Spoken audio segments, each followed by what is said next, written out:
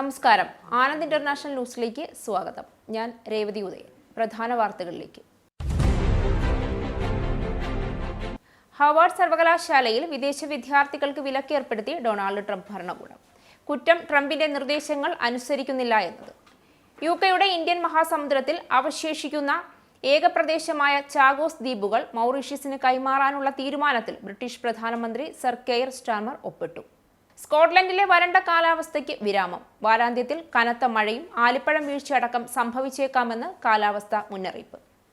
യുകെയിൽ bank holiday weekend വാരാന്ത്യം rail road ഗതാഗതത്തിന്റെ അമിതമായ തിരക്കിന് കാരണമാകുമെന്ന് മുന്നറിയിപ്പ്. ശമ്പള വർധനവിലെ അപാകതകൾ പരിഹരിക്കാത്ത സർക്കാർ നടപടിയിൽ പ്രതിഷേധിച്ച് ഇംഗ്ലണ്ടിൽ ജീവനക്കാർ പണിമുടക്കിന് തയ്യാറെടുക്കുന്നു. ഇറാന്റെ ആണവ കേന്ദ്രങ്ങൾ ആക്രമിക്കുമെന്ന് ആവർത്തിച്ച് ഇസ്രായേൽ. തങ്ങളുടെ ആണവ കേന്ദ്രങ്ങൾക്ക് നേരെയുള്ള ഏതൊരു ഇസ്രായേലി ആക്രമണത്തിനും അമേരിക്കയെ ഉത്തരവാദിയാക്കുമെന്ന് മുന്നറിയിപ്പ് നൽകി ഇറാൻ. ചർച്ചകൾ തകർന്നാൽ യുഎസും ഇറാനെതിരെ ആക്രമണം തുടങ്ങുമെന്ന് ഡൊണാൾഡ് ട്രംപും. സ്റ്റോക്ക്-ഓൺ-ട്രെന്റിലെ മലയാളികളുടെ സജീവ കൂട്ടായ്മയായ കേരള കൾച്ചറൽ അസോസിയേഷന് പുതിയ നേതൃത്വം. President Jisha Mathew, secretary Sobichan Koshy എന്നിവരുടെ നേതൃത്വത്തിൽ പുതിയ ഭരണസമിതി. വാർത്തകൾ വിശദമായി. ഹാർവാർഡ് സർവകലാശാലയിൽ വിദേശ വിദ്യാർത്ഥികൾക്ക് വിലക്കേർപ്പെടുത്തി ഡൊണാൾഡ് ട്രംപ് ഭരണകൂടം. ട്രംപിന്റെ നിർദ്ദേശങ്ങൾ അനുസരിക്കുന്നില്ല എന്നതാണ് കാരണം. ഹാർവാർഡ് സർവകലാശാലയ്ക്ക് അന്താരാഷ്ട്ര വിദ്യാർത്ഥികളെ ചേർക്കാനുള്ള അധികാരം നിർത്തലാക്കുകയാണെന്ന് ട്രംപ് ഭരണകൂടം അറിയിച്ചു. കൂടാതെ സർവകലാശാലയിലെ നിലവിലുള്ള അന്താരാഷ്ട്ര വിദ്യാർത്ഥികളെ സ്ഥലം മാറ്റാനോ അവരുടെ നിയമപരമായ വിസ പദവി റദ്ദാക്കാനോ തീരുമാനമെടുക്കാനും ആഭ്യന്തര വകുപ്പ് ഉത്തരവിട്ടു. ഇപ്പോൾ പഠനം തുടരുന്ന വിദ്യാർത്ഥികൾ മറ്റു സർവകലാശാലകളിലേക്ക് മാറണമെന്നും നിർദ്ദേശം നൽകിയിട്ടുണ്ട്. സർവകലാശാലയിലെ വിദ്യാർത്ഥികളിൽ 27% വിദേശ വിദ്യാർത്ഥികളാണ്. ഇന്ത്യക്കാരടക്കം 6800 വിദേശ വിദ്യാർത്ഥികൾ നിലവിലിവിടെ പഠിക്കുന്നുണ്ട്. മാറാത്ത വിദ്യാർത്ഥികളുടെ വിസ റദ്ദു ചെയ്യുമെന്ന് ആഭ്യന്തര വകുപ്പ് അറിയിച്ചിട്ടുണ്ട്. യുകെയുടെ ഇന്ത്യൻ മഹാസമുദ്രത്തിൽ അവശേഷിക്കുന്ന ഏക പ്രദേശമായ ചാഗോസ് ദ്വീപുകൾ മൗറീഷ്യസിന് കൈമാറാനുള്ള തീരുമാനത്തിൽ ബ്രിട്ടീഷ് പ്രധാനമന്ത്രി സർ കീർ സ്റ്റാർമർ ഒപ്പിട്ടു. ഈ കൈമാറ്റ തീരുമാനത്തിൽ കടുത്ത പ്രതിഷേധമാണ് ഉയരുന്നത്. നിയമപരമായ അവകാശങ്ങൾ പരാജയപ്പെട്ടതിനെ തുടർന്ന് ചാഗോസ് ദ്വീപുകളുടെ പരമാധികാരം മൗറീഷ്യസിന് വിട്ടുകൊടുക്കുന്നതിനുള്ള 3.4 ബില്യൺ പൗണ്ടിന്റെ കരാറിൽ യുകെ ഒപ്പുവെച്ചു. കരാറിൽ ഒപ്പുവെച്ചതായും അത് അമേരിക്കയുമായുള്ള സുരക്ഷാ ബന്ധത്തിന് യുകെ നൽകുന്ന ഏറ്റവും പ്രധാനപ്പെട്ട സംഭാവനകളിൽ ഒന്നാണെന്നും കെയർ സ്റ്റാർമർ പറഞ്ഞു. കരാർ പ്രകാരം ദ്വീപുകളുടെ നിയന്ത്രണം ബ്രിട്ടൻ മൗറീഷ്യസിന് വിട്ടുകൊടുക്കും. എന്നാൽ ഏറ്റവും വലിയ ദ്വീപായ ഡീഗോ ഗാർസിയയെ 99 വർഷത്തേക്ക് പാട്ടത്തിന് നൽകി. അവിടെ US UK സൈനിക താവളം സംയുക്തമായി പ്രവർത്തിപ്പിക്കുന്നത് തുടരും. കണക്കുകൾ പ്രകാരം ഡീഗോ ഗാർഷ്യ പാട്ടത്തിനെടുക്കുന്നതിനുള്ള ചെലവ് പ്രതിവർഷം 101 മില്യൺ പൗണ്ടാണ്. സ്കോട്ട്ലൻഡിലെ വരണ്ട കാലാവസ്ഥയ്ക്ക് വിരാമം ഇട്ടുകൊണ്ട് വാരാന്ത്യത്തിൽ കനത്ത മഴയും ആലിപ്പഴം വീഴ്ച അടക്കം സംഭവിച്ചേക്കാമെന്ന് കാലാവസ്ഥാ മുന്നറിയിപ്പ്. A83 മണ്ണിടിച്ചിലിന് സാധ്യതയുള്ളതായി ഡ്രൈവർമാർക്ക് മുന്നറിയിപ്പ് നൽകിയിട്ടുണ്ട്. മുൻകരുതലായി ഒരു ബദൽ പാത തുറക്കും. സ്കോട്ട്ലൻഡിലെ 60 വർഷത്തിനിടയിലെ ഏറ്റവും വരണ്ട കാലഘട്ടത്തിനു ശേഷം രാജ്യത്തുടനീളം ജലക്ഷാമം അനുഭവപ്പെടുന്നതായി പരിസ്ഥിതി ഏജൻസി സെപ്പ രേഖപ്പെടുത്തി. എന്നാൽ വെള്ളിയാഴ്ച രാത്രി മുതൽ ലഭിക്കാനിരിക്കുന്ന മഴ നദികളുടെ ജലനിരപ്പ് നിറയ്ക്കാൻ പര്യാപ്തമാകില്ല എന്ന് അവർ മുന്നറിയിപ്പ് നൽകി. യുകെയിൽ ഈ വാരാന്ത്യം റോഡുകളിൽ അമിതമായ തിരക്കുണ്ടാകുമെന്ന് മുന്നറിയിപ്പ്. ബാങ്ക് അവധിയടക്കം വാരാന്ത്യത്തെ തിരക്കുള്ളതാക്കി മാറ്റുമെന്നും വിമാനത്താവളങ്ങളിലേക്കുള്ള റോഡുകളിൽ ഗതാഗത കുരുക്കുണ്ടാക്കാൻ സാധ്യതയുണ്ട് എന്നും അധികൃതർ മുന്നറിയിപ്പ് നൽകുന്നു. ബാങ്ക് ഹോളിഡേ വീക്കെൻഡ് കാരണം വെള്ളിയാഴ്ച ഗതാഗതം ഏറ്റവും മോശമാകുമെന്ന് മോട്ടോർ ഓർഗനൈസേഷനുകൾ പ്രവചിക്കുന്നു. ഇംഗ്ലണ്ടിലെ പ്രധാന റെയിൽ റൂട്ടുകളിലും തിരക്കേറുമെന്ന് സൂചന. ശമ്പള വർധനവിലെ അപാകതകൾ പരിഹരിക്കാത്ത സർക്കാർ നടപടിയിൽ പ്രതിഷേധിച്ച് ഇംഗ്ലണ്ടിൽ ജീവനക്കാർ പണിമുടക്കിന് തയ്യാറെടുക്കുന്നു. ഈ വർഷം 5.4% വരെയുള്ള ശമ്പള വർധനവ് അപഹാസ്യമാണെന്ന് ഡോക്ടർമാർ അപലപിക്കുകയും പ്രതിഷേധ നടപടി സ്വീകരിക്കുമെന്ന് മുന്നറിയിപ്പ് നൽകുകയും ചെയ്തു. അധ്യാപകർക്ക് നൽകിയ 4% വർധനവിനെതിരെ അധ്യാപക യൂണിയനുകളും രോക്ഷത്തോടെ പ്രതികരിക്കുന്നു. വിദ്യാർത്ഥികൾക്ക് ലഭിക്കുന്ന വിദ്യാഭ്യാസ നിലവാരത്തെ തകർക്കാനാണ് സർക്കാർ ശ്രമമെന്നും തങ്ങളും പണിമുടക്കിലേക്ക് നീങ്ങുകയാണ് എന്നും മുന്നറിയിപ്പ് നൽകുകയും ചെയ്തു. നഴ്സുമാർ, മിഡ്വൈഫുകൾ, ആംബുലൻസ് തൊഴിലാളികൾ എന്നിവരുൾപ്പെടെ 1.4 ദശലക്ഷം NHS ജീവനക്കാർക്ക് 3.6% വർധനവ് നൽകാനുള്ള തീരുമാനവും വിമർശനത്തിന് കാരണമായി.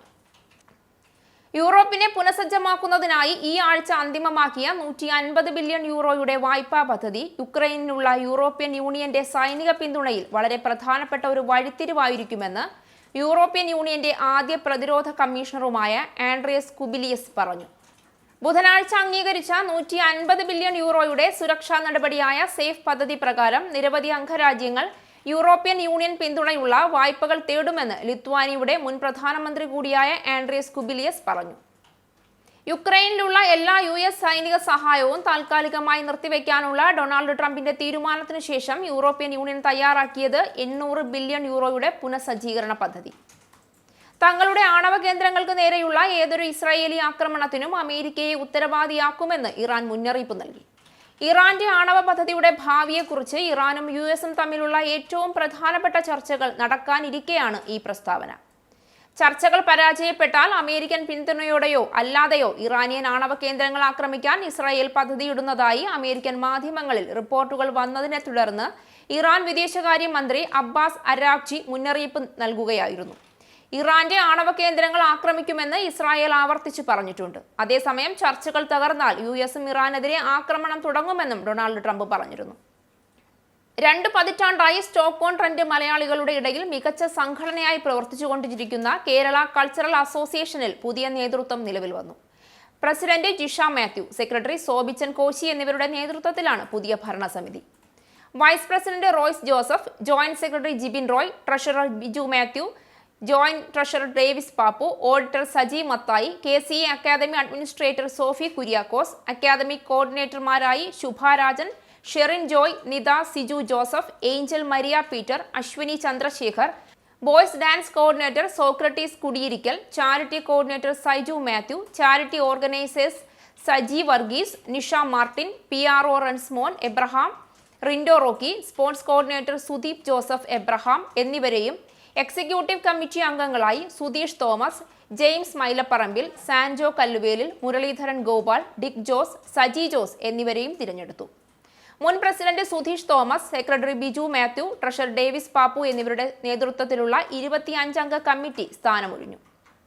UK പൗണ്ട് ഇന്നത്തെ മൂല്യം: ഒരു പൗണ്ട് 115.36 ഇന്ത്യൻ രൂപ, ഒരു US ഡോളർ 85.72 ഇന്ത്യൻ രൂപ, ഒരു യൂറോ 97.06 ഇന്ത്യൻ രൂപ, ഒരു പൗണ്ട് 1.35 US ഡോളർ.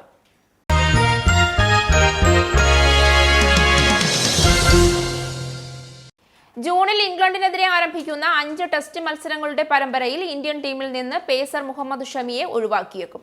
തുടർച്ചയായി ഓവറുകൾ എറിയാൻ ഷമിക്ക് കഴിയില്ല എന്നതാണ് ഇന്ത്യൻ ക്രിക്കറ്റ് ബോർഡിന്റെ വിലയിരുത്തൽ. പകരമായി അർഷ്ദീപ് സിംഗിനെയും അർഷുൽ കംബോജിനെയും ഇന്ത്യൻ ടീമിലേക്ക് പരിഗണിക്കുന്നുണ്ട് എന്നാണ് റിപ്പോർട്ടുകൾ.